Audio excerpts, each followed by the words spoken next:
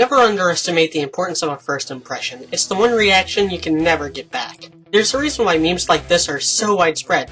I'm bringing this up here because there's a lot of dissonance in the audience's first impression of RWBY's Yang Xiaolong. We can all agree that Volume 1 was supposed to get us introduced to the characters, right? Alright, I'm willing to bet that at the end of Volume 1, I could have asked you what kind of person you think RWBY or Weiss or Blake or Jean are, yet if I were to ask the same of Yang, I'd probably get a lot of different answers.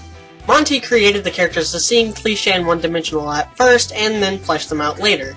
This is a great holding pattern when you have a planned out series, and it worked wonders for Ren and Nora, but if you don't have a plan, it could be disastrous.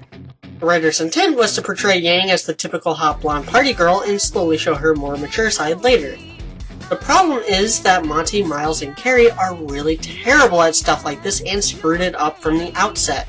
What was your first impression of Yang?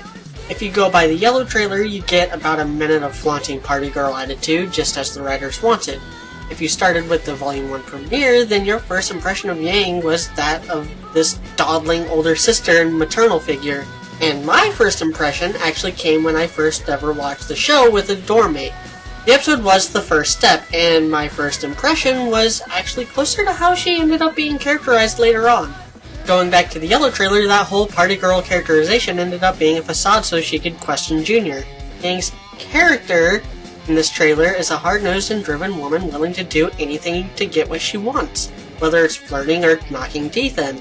Either way, someone is going to be short of breath. Doesn't even make any head a joke? Hey, I'm just trying to be entertaining. Well, stop it. Moving on, in the entirety of the series, she's never portrayed as the kind of girl the writers would like us to believe she's being portrayed as. The closest, the absolute closest, is her making catcalls at the guys. I mean, she doesn't even party at the actual party, she just stands there hanging out with RWBY. Most egregious of these early Yang scenes comes in the final 2 episodes of Volume 1. Weiss and Blake get into a heated argument, leading to a literal cat's out of the bag moment. Meanwhile, Yang, what are you doing? Just going to sit there, eh? Not going to add your input? Not going to keep Blake from running? You're just going to sit there. Speaking of which, the only thing close to an actual character moment Yang gets in the latter half of Volume 1 is this little moment with Weiss.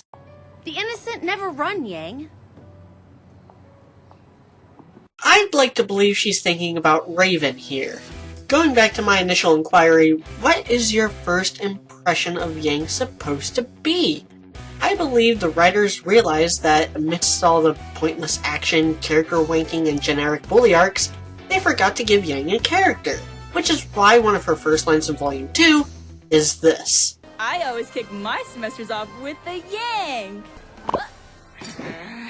Yang Xiaolong is voiced by Barbara Dunkelman. Barbara is less of an actual actor and more of a Rooster Teeth personality, known for being a community manager, a staple on the Rooster Teeth podcast, and known for having I had a lunch that I bought simply because the title of it was Bon Appetit. Oh my god. talent for quick-witted puns. Monty once said that Yang was the hardest character for him to characterize because it's so far removed from the kind of person he was. RWBY, Weiss, and Blake come a lot more naturally to him. So to make it easier for himself, he based her off Barb. Only he kind of failed at capturing Barb's mannerisms. It didn't help that Barb, whatever marriage she may have, isn't, or at least wasn't, a good voice actor. This improved in Volume 2 when Barb got a lot more involved with the production, allegedly in a lot of her lines and just treating the role of Yang the same way she treated her job on the podcast. This led Volume 2 Yang to be much more like anime Barb than Volume 1 was. And not just her puns, but her role as the big sister of Team RWBY reflected Barb's own penchant of being the big sister of her fellow Rooster Teeth employees. And so it's no wonder that in Volume 2 we actually learn about what's going on under that mess of blonde hair. And what is going on is actually fascinating, like one of my favorite aspects of the show. Barb is still not a good voice actress, but she is improving and is at least functional. A piece of me is gone, and it's never coming back. And since a lot of the emotional weight she carries is actually trying to stand strong despite how the world treats her just like a punching bag, functional is all she needs to be. Compare that with RWBY, who has a much more straightforward attitude but whose inner workings are actually complex and require a lot of subtlety in order to properly convey the emotions going through her head. Or Blake, who is a high-strung yarn ball of emotion trying and failing at disguising itself as logic.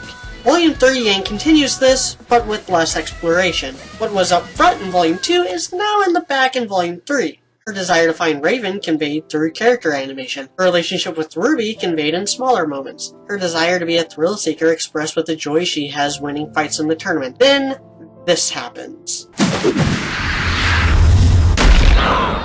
All of a sudden, the script is flipped and Yang is right back to being the world's punching bag. She loses her chance to win the tournament, not that winning the tournament was any kind of priority to anyone except Pyrrha and maybe Penny, and she nearly loses the trust of her best friend, but that gets resolved for no other reason than Blake being an idiot. Seriously, Yang didn't even apologize and Blake still forgave her despite saying that he would only forgive Yang if he said that she regretted breaking Mercury's leg. This scene is so frustrating. She gets separated from her team, from everyone really, during the fall of Beacon, and then this happens! Yang, as we know her, died at that moment.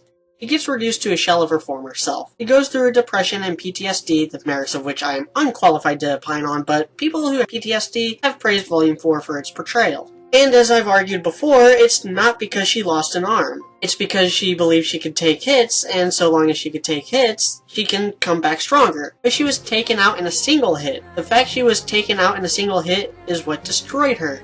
This is why even with 2 arms in her dream, she's still frantically scared. This is why I believe that she's not done rebounding yet. The loss of her arm is merely symbolic of a greater loss, the loss of her confidence. And yes, I do wish we spent more time here, but the actual pacing and beats are all there and accounted for. It's been 6 to 8 months since Volume 3 ended, which is statistically a good amount of time for someone to at least strive to make improvements. Especially since something that wasn't a thing in Volume 1, but was added to make Yang a character in Volume 2, is the use of Ruby as a motivating factor. Ruby is what motivated her to find her mom. Ruby nearly getting killed by her stupidity is what motivated Yang to slow down. Now Ruby is the key motivating factor that's getting Yang back into the fight. Because her little sister needs her, and as bad as Yang might feel now, if something bad happens to Ruby that she could have prevented, I don't think Yang would ever come back from that. But we'll just have to wait and see until Volume 5. Rooster Teeth, Miles, Carrie, and Gray. Please, do not mess this up. You are so close to something genuinely great here. Do not, I repeat, do not be your normal, dumb writing selves. I'm Mediocrity4. Thanks for watching.